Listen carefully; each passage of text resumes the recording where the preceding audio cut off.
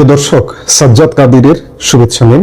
এই মুহূর্তে আপনাদের সামনে কথা বলতে এসেছি আওয়ামী লীগ নিয়ে বিএনপির নতুন কৌশল, মির্জা ফখরুল ইসলাম আলমগীরের বিস্ফোরক সাক্ষাৎকার। আমি এই মুহূর্তের ভিডিওতে মূলত মির্জা ফখরুল ইসলাম আলমগীর গতকালকে সংবাদ মাধ্যমে কি বলেছে সেটি নিয়ে আলাপ করতে চাই, কিন্তু তার আগে বলে নিতে চাই যে আওয়ামী লীগ নিয়ে বিএনপির নিশ্চিতভাবে কৌশলগত অবস্থান আছে। বিএনপির প্রধান প্রতিপক্ষ রাজনৈতিক দল বা প্রধান বিরোধী শক্তি বাংলাদেশের দুটো প্রধান রাজনৈতিক দল, একটি আওয়ামী লীগ, একটি বিএনপি। কাজেই আওয়ামী লীগ নিয়ে বিএনপির মধ্যে চিন্তা বলুন, মাথা ব্যথা বলুন, যেটি বলুন, আছে, থাকবে। তবে পজিটিভ চিন্তা ভাবনা যে থাকবে তাতে কোনো সন্দেহ নাই। তবে আগামী 2-1 মাসে পজিটিভ চিন্তার দেখা পাবেন কিনা সে ব্যাপারে সন্দেহ আছে। কারণটা হচ্ছে বাংলাদেশ এই মুহূর্তে আওয়ামী লীগের জন্য প্রস্তুত নয়। এখনো পর্যন্ত জঙ্গি গোষ্ঠী দাপিয়ে বেড়াচ্ছে, অস্ত্র দাপিয়ে বেড়াচ্ছে। এদেরকে মোটামুটি একটা শেপে না আনা পর্যন্ত, এবং আরো যদি খোলাসা করে বলি যে এদেরকে বন্দি না করা পর্যন্ত, সমাজে একটা স্থিতিশীলতা প্রতিষ্ঠা না করা পর্যন্ত বিএনপির ক্রিস্টাল ক্লিয়ার অবস্থান এখনো পর্যন্ত দেখতে পাবেন না। এবং এখনো পর্যন্ত আগামী 2-1 মাস বিএনপির পক্ষ থেকে, বিএনপি নেতৃত্বের পক্ষ থেকে আওয়ামী লীগের প্রতি অনেক রূঢ় ভাষা শুনবেন, শুধুমাত্র রাজনৈতিক কারণে। তবে নেতাদের কথাবার্তায় কিছু ইঙ্গিত একটু বুঝবার চেষ্টা করেন। আমরা এই মুহূর্তে সেটি একটু বুঝবার চেষ্টা করব। গতকাল মির্জা ফখরুল ইসলাম আলমগীর একটি ইংরেজি দৈনিকে সাক্ষাৎকার দিয়েছেন। সেই সাক্ষাৎকারের আলোকে আমরা এই মুহূর্তে একটু কথা বলবো যে আওয়ামী লীগের জন্য কিংবা ভারতের সাথে সম্পর্কের জন্য যে বিএনপি অনেকটা আগ্রহী, অনেকটা অগ্রসর, সেগুলো মির্জা ফখরুল ইসলাম আলমগীরের সাক্ষাৎকারে উঠে এসেছে। কদিন আগেও 2025-এর ধরেন মাঝামাঝি সময়েও এই বিএনপি কিন্তু চরম ভারত বিরোধী একটি রাজনৈতিক দল হিসেবে ছিল। এই উদাহরণগুলো বারবার চলে আসে, রিজভী আহমেদের কথা বারবার চলে আসে। ভারত বিরোধী কি হুঙ্কার, স্ত্রীর শাড়ি পর্যন্ত এসে পুড়িয়ে দেওয়া, সেই অবস্থানে বিএনপি কি আছে? দেখতে পান না। গতকালকে মির্জা ফখরুল ইসলামের আলমগীরের সাক্ষাৎকারেও সেটি আর একবার প্রকাশ পেয়েছে। বাংলাদেশের রাজনীতিতে বইছে পরিবর্তনের হাওয়া। নির্বাচনের পর থেকে দেশের রাজনৈতিক সমীকরণ প্রতি মুহূর্তে পাল্টাচ্ছে। বিশেষ করে প্রতিবেশী দেশ ভারতের সঙ্গে সম্পর্ক এবং ক্ষমতাচ্যুত আওয়ামী লীগকে নিয়ে বিএনপির অবস্থান কি হবে তা নিয়ে জনমনের এই মুহূর্তে কৌতূহলের শেষ নেই। শেখ হাসিনা কি ভারত বাংলাদেশ সম্পর্কের পথে বাধা হয়ে দাঁড়াবেন? আওয়ামী লীগ কি আবার রাজনীতিতে ফিরছে? আর হাসনাত আব্দুল্লাহদের মতো ছাত্র নেতাদের মনে কেন দানা বাঁধছে ক্ষোভ? সম্প্রতি একটি ইংরেজি দৈনিককে দেওয়া সাক্ষাৎকারে মির্জা ফখরুল ইসলাম আলমগীর ঢাকা দিল্লি সম্পর্ক নিয়ে অত্যন্ত তাৎপর্যপূর্ণ এবং ডিপ্লোম্যাটিক বা কূটনৈতিক মন্তব্য করেছেন। সাধারণত মনে করা হয় শেখ হাসিনা ভারতে থাকায় বিএনপির সঙ্গে দিল্লির দূরত্ব বাড়তে পারে, কিন্তু ফখরুল সাহেব যা বললেন তা রীতিমতো চমকপ্রদ। তিনি স্পষ্ট করেছেন যে শেখ হাসিনা ঢাকা দিল্লি বৃহত্তর দ্বিপাক্ষিক সম্পর্কের ক্ষেত্রে কোনো কাঁটা বা বাধা হয়ে দাঁড়াবে না। বিএনপির অবস্থান হলো পারস্পরিক সম্পর্ক কোন একটি নির্দিষ্ট ইস্যু বা কোনো ব্যক্তির কাছে বন্দী থাকবে না। খেয়াল করুন, এই মুহূর্তের বাংলাদেশও কিন্তু এই যে জঙ্গিরা ভারতের সাথে সম্পর্ক হোক সেটি চায় না, পাকিস্তান পন্থীরা ভারতের সাথে সম্পর্ক হোক সেটি চায় না, জামাত চায় না, জামাতের অনলাইন আমিররা চায় না, পিনাকি ভট্টাচার্যরা চায় না। কিন্তু তারপরেও ভারতের প্রশ্নে ইতিবাচক মনোভাব পোষণ করছেন স্বয়ং বিএনপি মহাসচিব এবং স্থানীয় সরকার মন্ত্রী মির্জা ফখরুল ইসলাম আলমগীর।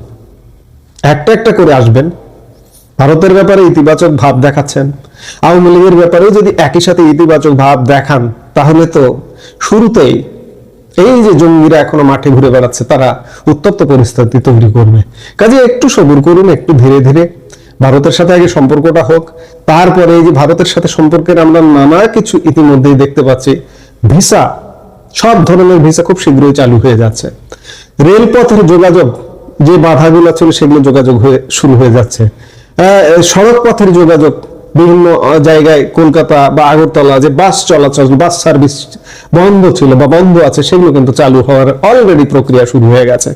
আগামী মাসখানেকের মধ্যে আমরা অনেক অগ্রগতি দেখবো। মাসখানেকের মধ্যে হয়তো ভিসাও চালু হয়ে যাবে, সব ধরনের ভিসা, ট্যুরিস্ট ভিসা, সব ধরনের ভিসা চালু হয়ে যাবে বলে আকিভাল মহলের কাছ থেকে সেটি বোঝা যাচ্ছে বা জানা যাচ্ছে।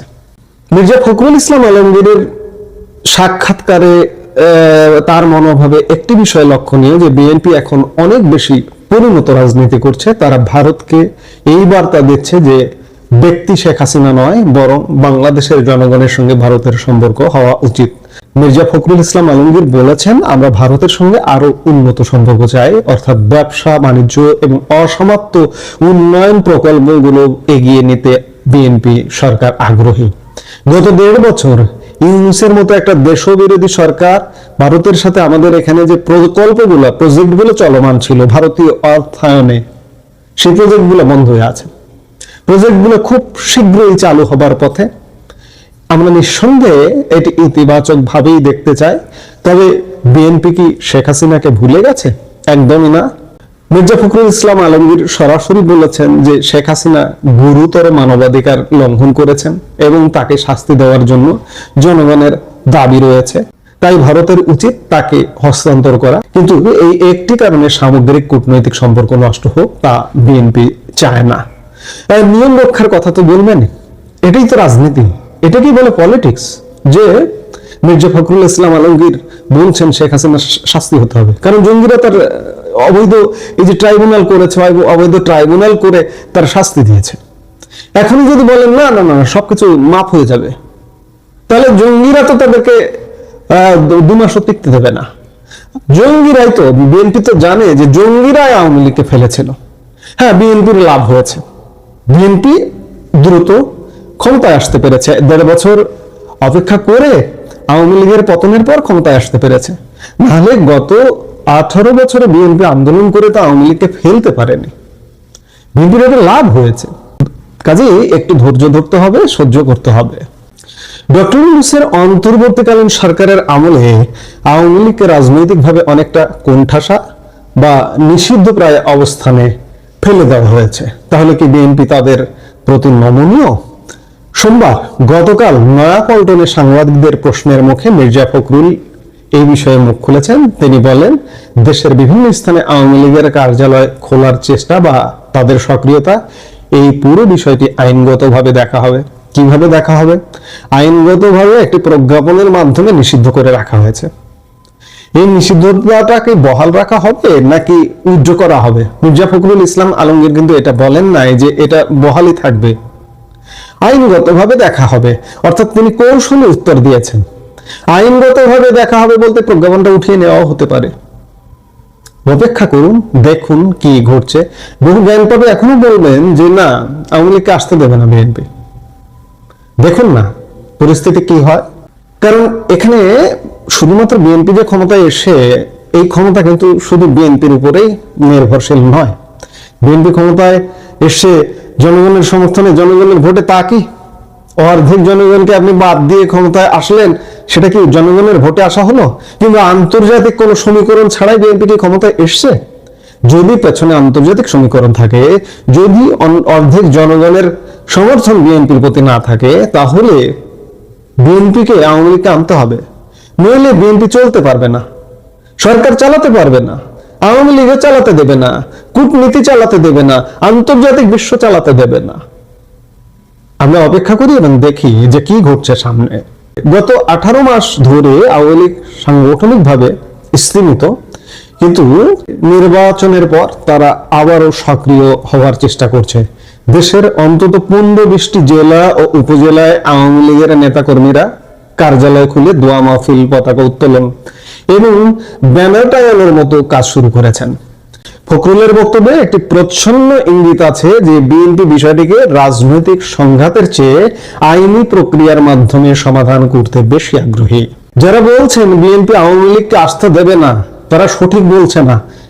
এই কথাটা আপনি কয়েক মাসের মধ্যে মিলিয়ে নেন যে কি ঘটছে। আওয়ামী লীগ আসবে, এই প্রেক্ষাপটটা সামগ্রিকভাবে তৈরি হয়ে যাবে আগামী কয়েক মাসের মধ্যে। কিন্তু আওয়ামী লীগ কিভাবে কাজ করবে সেটি বড় প্রশ্ন। আওয়ামী লীগ যদি সংগঠন না গোছাতে পারে, সাংগঠনিক না হয়ে উঠতে পারে, এখনো যদি বিতর্কিতদের নিয়েই কাজ করে বা বিতর্কিত রায় যদি সামনে থাকে, সেটা আওয়ামী লীগের জন্য কঠিন হবে না সহজ হবে। সময় বলবে যে বাংলাদেশকে বিতর্কিতদেরকেই নিয়ে গ্রহণ করবে কিনা, নাকি পরিশুদ্ধ তাকে গ্রহণ করবে, সেটি একটি বড় প্রশ্ন। রাজনৈতিক বিশ্লেষকরা মনে করছেন তৃণমূল স্তরে আওয়ামী লীগের এই ঝুটিকা সক্রিয়তা কেবল দোয়া মাহফিল নয়, বরং এটি একটি গভীর কৌশলগত প্রচেষ্টা। তারা পুনরায় জাতীয় রাজনীতিতে জায়গা করে নিতে চাইছে। কিন্তু অন্যদিকে বিএনপির ভেতরেও কিছু পরিবর্তন লক্ষ্য করা যাচ্ছে। নির্বাচনের আগে গণভোটে বিএনপির প্রথম দিকে না ক্যাম্পেইন কিংবা নির্বাচন পরবর্তী সময়ে সংবিধান সংস্কার পরিষদে শপথ না নেওয়ার সিদ্ধান্ত, সব মিলিয়ে একটা গুমট পরিস্থিতি। অবশ্য শেষে বিএনপি হ্যাঁ ভোটের পক্ষে, নির্বাচনের মাত্র কয়েকদিন আগে বিএনপি প্রধান তারেক রহমান হ্যাঁ ভোটের পক্ষে ভোট দেওয়ার একটা কৌশলগত অবস্থান নিয়েছিলেন এবং পরবর্তীতে বিএনপির অন্যতম নেতা এবং মুক্তিযুদ্ধ বিষয়ক মন্ত্রী হাফিজ উদ্দিন আহমেদ এক সাক্ষাৎকারে বলেছেন যে ওই মুহূর্তে যদি হ্যাঁ ভোটের পক্ষে বিএনপি কথা না বলতো, ইউনূস সরকার যে কোনো অজুহাতে নির্বাচন বানচাল করে দিত। সত্যিকার অর্থে বিএনপি অনেক কৌশলের রাজনীতি করেছে, যার কারণে এই যে ইউনূসের যে একটা অস্বস্তিকর শ্বাসরুদ্ধকর শাসন থেকে অন্ততপক্ষে বাংলাদেশ মুক্ত হয়েছে। সবচেয়ে চাঞ্চল্যকর তথ্য হলো, অনেকেই দাবি করছেন স্বাধীনতা বিরোধী শক্তির উত্থান ঠেকাতে অথবা নির্দিষ্ট রাজনৈতিক স্বার্থে পর্দার আড়ালে কিছু রাজনৈতিক মেরুকরণ ঘটছে। যদিও বিএনপি আনুষ্ঠানিকভাবে তা অস্বীকার করে, কিন্তু তৃণমূলের পরিস্থিতি অনেক সময় ভিন্ন কথা বলে। যখন একদিকে বিএনপি আইনি প্রক্রিয়ার কথা বলছে, তখন অন্যদিকে জুলাই বিপ্লব, তথাকথিত বিপ্লব ষড়যন্ত্রের কারিগর ছাত্র নেতাদের মধ্যে বাড়ছে তীব্র অসন্তোষ। জাতীয় নাগরিক পার্টির মুখ্য সমন্বয়ক নাসিরউদ্দিন পাটোয়ারি একটি ফেসবুক পোস্টে সরাসরি প্রশ্ন তুলেছেন। তিনি হাসনাত আব্দুল্লাহকে ট্যাগ করে লিখেছেন, হাসনাত আব্দুল্লাহ কই, লীগ তো দোকান খোলা শুরু করেছে।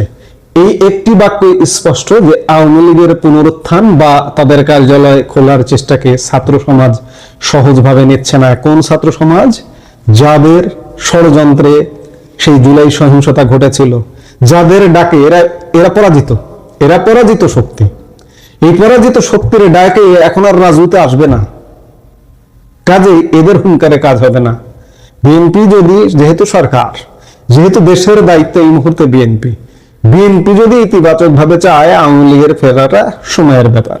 তথাকথিত ছাত্র জনতার তথাকথিত অভ্যুত্থানের পরে যারা রাজপথে রক্ত দিয়েছেন, তাদের দাবি ছিল আওয়ামী লীগের বিচার এবং আমূল সংস্কার। কিন্তু এখন যখন তারা দেখছেন যে লীগ আবার দোকান বা অফিস খুলছে, তখন তাদের মনে প্রশ্ন জাগছে, সংস্কার কি থমকে গেল? বিচার কি তবে হবে না? এই উদ্বেগ আগামী দিনের রাজনীতিতে একটি নতুন মন নিতে পারে। বিএনপি এবং ছাত্র শক্তির মধ্যে কি তবে দূরত্ব সৃষ্টি হচ্ছে? কোনো লাভ হবে না, কারণ এরা এখন পরাজিত শক্তি। এই পরাজিত শক্তির যতই হুম্বিতম্বি হোক না কেন, এই যে মাঝখানে 1.5 বছরের যে হুম্বিতম্বি, এইগুলো এখন অতীত। আমরা ধীরে ধীরে আবারও দ্বিদলীয় রাজনীতিতে চলে যাচ্ছি। বিএনপি ক্ষমতায়, আওয়ামী লীগ রাজপথে, এভাবেই চলবে। পরবর্তীতে একটি নির্বাচন হবে, নির্বাচন হয়ে বিএনপি যদি ভালো কাজ করে, আবারও বিএনপিকে ক্ষমতায় আনবে জনগণ। আর বিএনপি যদি বিতর্কে জড়ায়, বিএনপি যদি খারাপ কাজ করে, বিএনপির পরিবর্তে আওয়ামী লীগকে ক্ষমতায় আনবে। আমরা সেদিকেই যাচ্ছি, সেই পথই তৈরি হচ্ছে। সুপ্রিয় দর্শক, আমাদের এই টোটাল আলাপে কয়েকটি বিষয় পরিষ্কার। বিএনপি ভারতের সাথে সম্পর্ক বজায় রাখতে চায় এবং শেখ হাসিনাকে ইস্যু করে সেই সম্পর্ক ফাটল ধরাতে রাজি নয়। আওয়ামী লীগ তৃণমূল পর্যায়ে ফেরার চেষ্টা করছে, যাকে বিএনপি পেশি শক্তি দিয়ে নয়, আইনি দৃষ্টিতে দেখছে। এবং আইনটা আমি বললাম উজ্জ্ব হবে, প্রজ্ঞাপন। পরিস্থিতি একটু সামলানোর পরে জুলাই ষড়যন্ত্রকারীরা আওয়ামী লীগের এই প্রত্যাবর্তনে স্বাভাবিকভাবে ক্ষুব্ধ হবে, কিন্তু তাদের ক্ষুব্ধতাতে কোনো যায় আসবে না, কারণ তারা আস্তে আস্তে দিনকে দিন হারিয়ে যেতে শুরু করবে। বাংলাদেশের রাজনীতি এখন এক দোলাচলের মধ্যে, একদিকে কূটনৈতিক স্থিতিশীলতা, অন্যদিকে মির্জা ফখরুলের এই ইঙ্গিতপূর্ণ মন্তব্য কি ভারতের সঙ্গে বরফ গলাবে, নাকি আওয়ামী লীগের এই সক্রিয়তা দেশে নতুন করে সংঘাতের জন্ম দেবে? আপনার কি মনে হয়, বিএনপি কি আওয়ামী লীগের প্রতি সত্যিই নমনীয়, নাকি এটি কেবলই একটি রাজনৈতিক চাল? কমেন্ট বক্সে আপনার মূল্যবান মতামত জানান। এই মুহূর্তে এ পর্যন্ত। সবাই ভালো থাকুন, সুস্থ থাকুন। আমাদের ভিডিওগুলো নিয়মিত পেতে সাবস্ক্রাইব করুন Sajjad Kadir and the legends YouTube channel এবং লাইক, কমেন্ট, শেয়ার করে সাথে থাকুন।